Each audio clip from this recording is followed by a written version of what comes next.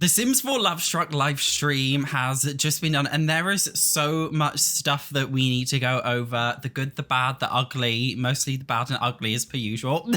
But there are some things I'm excited about. So I want to go over everything. The live stream was so long, so this is just going to be a much quicker video, just going over everything that we've seen and me giving my Karen thoughts about everything. First off, they showed off Cass and they said it was all about dating looks. To be fair, I think a lot of the stuff there looks nice. They didn't show off too much, but I feel like it looks slightly different to what we've seen before. Emphasis on slightly because The Sims 4 has 1 million packs now. Like, they cannot be original forever. It's just not possible. So it's not totally original, but I feel like it's different enough. A lot of it looks quite like sexy as well. And I wasn't expecting the Sims team to do stuff that wasn't so family friendly, but they have, and I really, really like it. Men's Cass is very small and very terrible.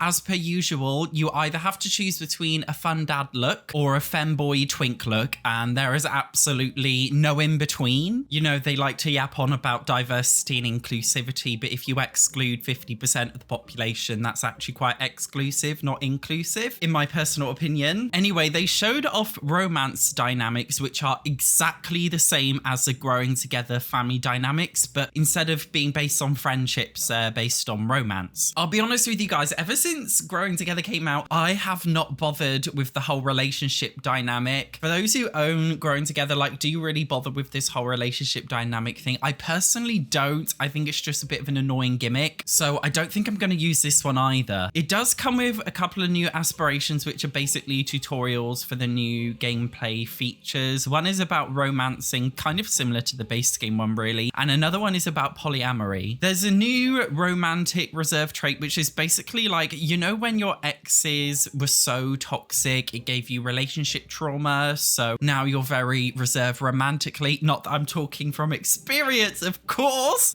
not. That's basically what this new trait is. There's also one called Love Bug, which basically, I think it just means you build relationships faster, like it's not that deep. Now, they've spoken a little bit about turn-ons and turn-offs. They didn't give us the full details, but it basically shows that these are based on your Sims' way of life, characteristics, romance styles, hair color, outfit color, and fashion choice. Why the hell is outfit color in there? Sorry, I'm not dating you because you're wearing a blue t-shirt and I only date people who wear red t-shirts. I'm blue phobic. I do not date anybody who wears a blue t-shirt.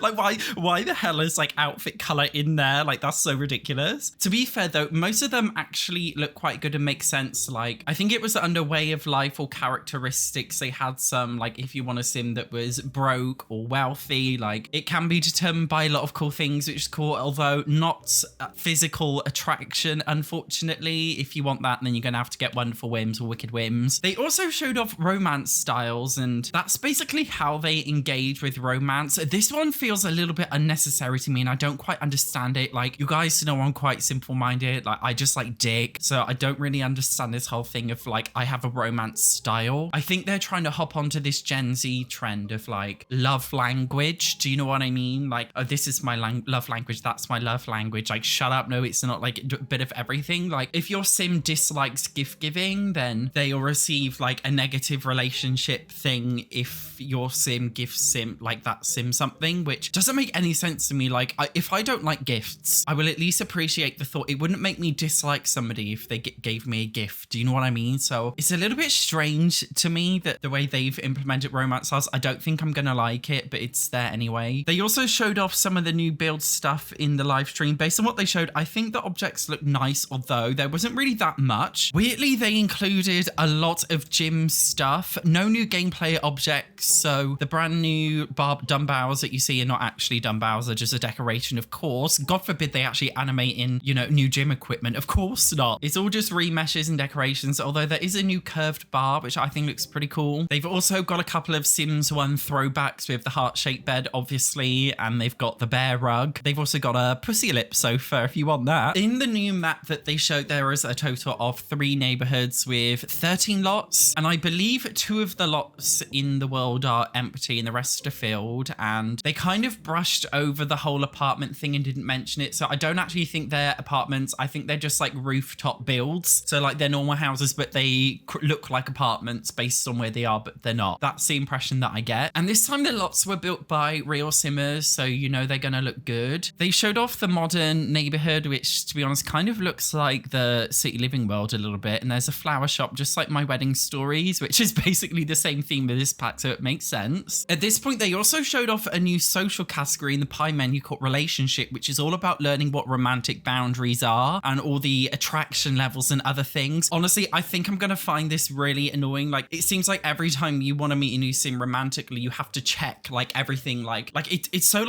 woke. Like it's so like it's kind of giving like a virgin's interpretation of like how dating goes. Like please could you confirm to me what are your romantic boundaries? Do you consent to potential physical intimacy? What are your love languages? What is your romance dynamic style? Like it feels a little bit annoying like that. Like I don't know if I'm going to enjoy this whole new social category. The whole like pie menu was already full enough. I don't think we needed any more. Now they showed off a couple of sims they were playing with, and this is where my biggest concerns come in from this live stream, like the biggest. So they showed off a couple of sims. The woman was very attracted to the man, but the man was extremely unattracted to the woman. They both feel fine with the relationship. So he doesn't hate even though he's extremely unattracted to her, he feels fine dating her. And then he started autonomously flirting with her, even though he's extremely unattracted to her. But in the sentiments panel, they also had a strained relationship sentiment, as well as the lovebirds relationship sentiment. So there is so much conflicting information going on there. So this has me believe that the brand new relationship features were not implemented well. There was so much conflicting stuff. I think The Sims 4 just has so many like random social features they've added over time. It's all just jumbled into one big mess, and the way it's all coded, I think it's just causing conflict issues, and it makes me feel like this pack is smoke and mirrors. It makes me feel like actually these new features, maybe they literally have absolutely no impact or meaning on gameplay. This is the biggest concern with this pack, and I feel like this pack is going to flop, maybe not financially, but based on reviews, maybe simply just because the way the features were implemented, solely based on what I saw, seemed like they weren't implemented properly. They then showed off the next area of the world. Unfortunately, it looks like another huge empty ghost town. I can't understand why the Sims team keep building these big Silent Hill ghostly worlds, because the game is literally not programmed to handle worlds this size. The game is programmed for small neighborhoods. This is why Willow Creek and Oasis Springs, like the neighborhoods are so small, because that's how the game is programmed to function. It is not programmed to function in these huge ghostly worlds. This is why in the brand new packs in all these worlds, they always look dead and empty. Why do they keep continuing on with this trend? The Sims 4 is literally not open world. Stop pretending it is, because it literally just makes it look worse. I would rather have a smaller, lively neighborhood than a large ghost town. I feel like most people could reasonably agree with me, especially considering there's like nothing to do in the world. At this point, they also spoke about the new romance skill, which is raised by performing romantic interactions, and this allows you to unlock new interactions. One they showed off is that you can scan the room in order to find potential matches based on what your turn-ons and turn-offs are, and that very much to me is giving Wicked Whims Wonderful Whims. Like, it's literally directly copying the mod. Like, it's literally a direct copy, and I find that very, very funny. Honestly, I've seen a lot of comments from many people saying this feels like Wonderful Whims and the Simda online dating mod put together, which I find very funny. Like, tell me right now, this is not just Wonderful Whims, but without the pubic lice and the tampons. I think it is. They did show off the Cupid's Corner dating app, which to be fair, I do think it looks quite good. You have a limited selection of potential matches, which refreshes every 8 in-game hours. And when you ask the sim on a date, you can choose between the get to know date or romantic date, and then you choose from the different activities in a similar way to My Wedding Stories. They said that it would come with cross-pack activities, but there were only 3, 2 of which were related to seasons, one of which was about snow, so that can only be used one season of the year, and another one was about cats and dogs. So there's only 3. There's only 3 cross-pack activities. Think of all the different gameplay activities across all the different packs. You know, what about, I don't know, bowling? The EA are upselling this cash grabby get dating bundle, which includes a bowling stuff pack. Why is there no bowling cross-pack thing? Though it could be because they were playing on an early release build. I'm assuming in the final release there will be some more cross-pack activities. If they are not, I would be incredibly surprised because that's pretty bad. And I was watching like a hawk when they went on this date to see if it glitched or not, kind of like My Wedding Stories. But unfortunately, they didn't actually show off any of the activities, like doing the activities that were meant to be done on the date. Instead, they ignored them all, which makes me even more suspicious because they basically limited the date to only like some basic backwards and forth social interactions. They didn't do any of like the event activities shown in the top left. So that makes me suspicious that maybe they deliberately didn't show you because they knew it would bug out. I don't know. We'll have to wait and see when my full-on review comes out, when this pack is out. They did show the Sims taking the date to the third and final neighborhood, which includes like a big park. It does seem like if the other Sim is enjoying the date, they can autonomously ask your Sim if they want to go back to your Sim's place, which is quite cool. In general, guys, I feel like it's a very chronically online take, like to ask somebody like, what are your relationship boundaries? Like it's yes, it is chronically online. Shut up. Nobody says this in real life. Like this definitely feels like a chronically online take to dating. I will be brutally honest with you. Based on that, I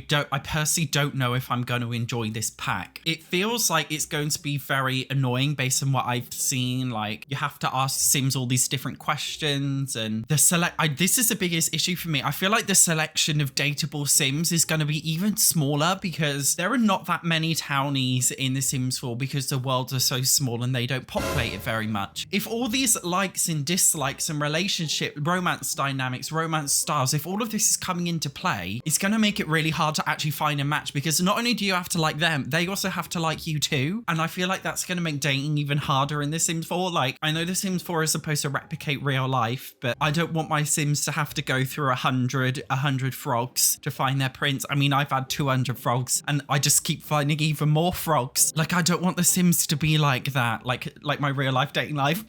So I don't know if I'm going to find this annoying. My review of the pack will come out later than other people's, and that's because I'm not sponsored by EA, so I get the packs later. When I do my review, because it's post-release, I will be doing cross-pack play. I will be doing the full final release. I'll be brutally honest about all the bugs and glitches. So you better subscribe so you don't miss my review when it comes. If you didn't catch my information yesterday about the recent base game update, you can watch it here too. Thank you very much for watching. I'll see you in the next one.